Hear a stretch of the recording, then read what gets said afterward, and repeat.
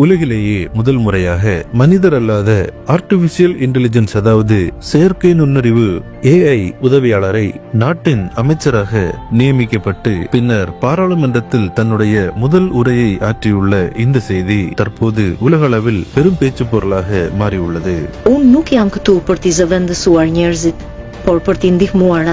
Albania நாட்டின் பிரதமரான இடி ராமா அவர்கள் சில தினங்களுக்கு முன்பாக டெய்லா என்ற பெண் வடிவத்திலான செயற்கை நுண்ணறிவு AI உதவியாளர் நாட்டின் பொது கொள்முதல் அமைச்சராக நியமிக்கப்படுகிறார் என்ற அதிகாரப்பூர்வ அறிவிப்பை வெளியிட்டார். இதன் மூலமாக அரசாங்க துறைகளில் 100% ஊழலை ஒழிப்பதற்காகவே இந்த திட்டம் நடைமுறைப்படுத்தப்பட்டுள்ளதாக தெரிவித்தார். பின்னர் டெய்லா என்ற அந்த AI பாராளுமன்றத்தில் அனைத்து அமைச்சர்கள் மத்தியிலும் தன்னுடைய முதல் உரையை ஆற்றியது. ஒரு AI அமைச்சராக பொறுப்பேற்றதற்கு பல்வேறு தரப்பினர் ஆதரவும் பல்வேறு தரப்பினர் எதிர்ப்பும் தெரிவித்துள்ளனர். எனினும் வருங்காலங்களில் உலகில் பல்வேறு பகுதிகளில் AI அமைச்சர்கள் பாராளுமன்றத்தில் இடம்பெற்றால் பல துறைகளில் மனிதர்களின் பங்கு குறைய வாய்ப்பிருப்பதாகவும் கூறப்படுகிறது.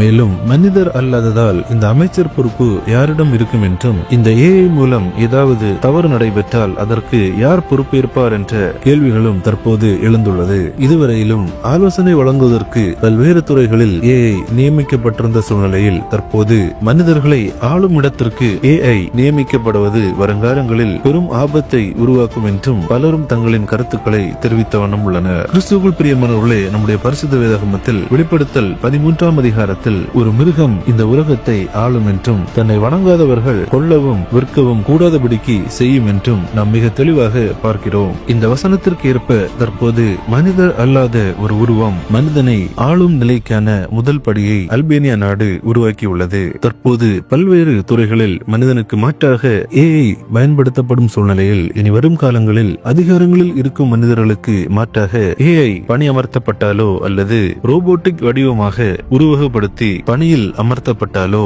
எத்தகைய பின் விளைவுகளை ஏற்படுத்தி மனிதர்களை தன் கட்டுப்பாட்டுக்குள் கொண்டு வரும் என்பதே பலரின் கருத்தாக உள்ளது. தற்போது நடைபெறும் இந்த காரியங்கள் எல்லாம் இந்த உலகம் படிப்படியாக அந்தி கிறிஸ்துவின் ஆட்சிக்கு தயாராகிறது என்பதை மட்டும் நம்மால் மிக தெளிவாக விளங்கிக் கொள்ள முடிகிறது. இந்த தகவலை தவறாமல் உங்கள் நண்பர்கள் அனைவருக்கும் பகிர்ந்து கொள்ளுங்கள். கிறிஸ்துவுக்குள் பிரியமானவர்களே, இந்த தகவலை தவறாமல் உங்கள் நண்பர்களுக்கும் பகிருங்கள். எங்களோடு இணைந்து பயணிக்க இந்த சேனலை சப்ஸ்கிரைப் செய்து கொள்ளுங்கள். தேவன் தாமே உங்களை ஆசீர்வதிப்பாராக.